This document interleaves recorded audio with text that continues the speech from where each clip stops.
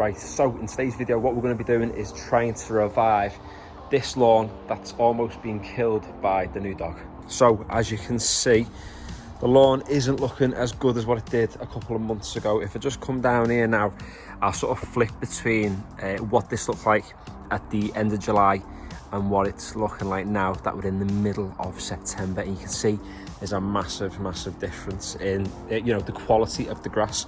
Now, it's not all bad. You can see we have some dark patches here, which of course, I mean, they look stupid, but you can tell from this grass up close that's really healthy. And the reason being is because this is where the dog's been weeing, and there's lots of nitrogen in the dog's wee, and that's causing it to have that little bit of boost of growth. And you can see the places where it's a little bit more pale, like down at the front here. The dog's not really weed here, so you can see it's sort of been deprived a little bit of nitrogen, hence a lot of the yellowing that we've got going on.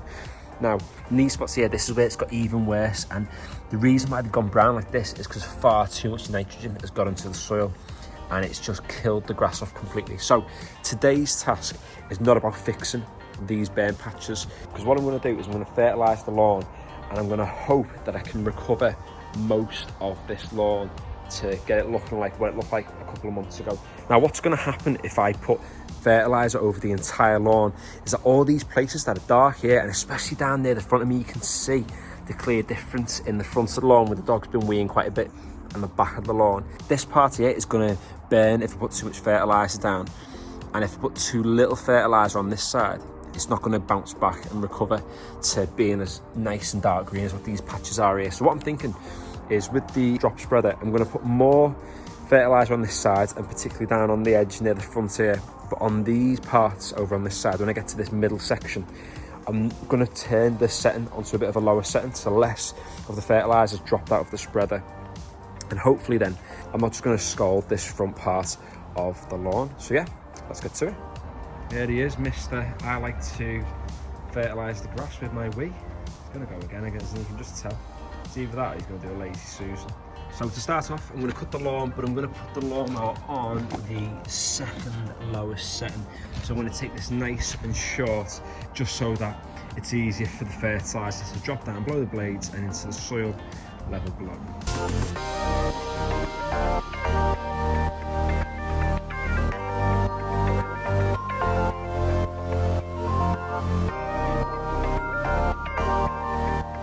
So you can faintly see the lines there. I'm hoping to use these as a guide as I go up and down with the drop spreader. So yeah, we'll see how we get on.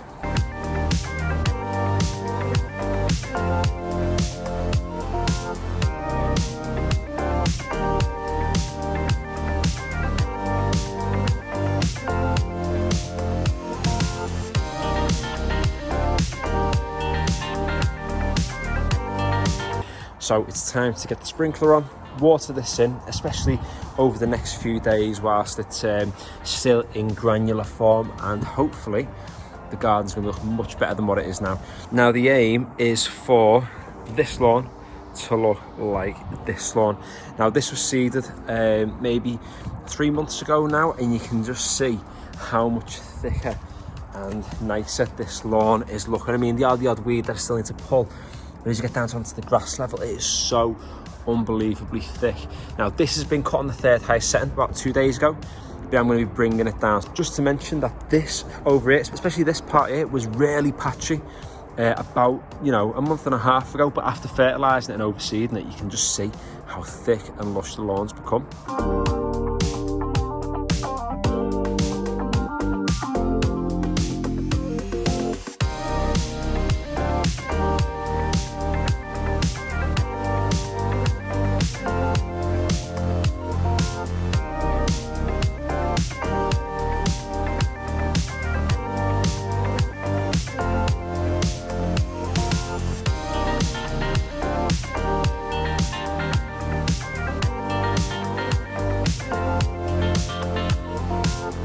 Right, it's been about a week now, and you can tell the grass is looking so much better than what it was. Now, it's not perfect by any stretch. I mean, we've still got some yellowing down here where maybe a little bit of the fertiliser didn't quite get to, or maybe it was washed off by the rain. But for the most part, the grass is looking really nice. Now, You will notice there are still quite a few of these burn patches on the lawn, and in my next video what I'm going to be doing is I'm going to be overseeding these, putting some topsoil over the top, and hopefully I can get these sort of bouncing back before the end of sort of the autumn, and then hopefully we'll have a nice lawn that's going to see us through into next spring. So I hope you have enjoyed today's video. If you have, feel free to give it a like, and if you'd like to see any of my other videos, so any of my garden renovation or any of my lawn tip videos, then head over to my channel, and if you like what you see, feel free to subscribe. And finally, thanks for watching.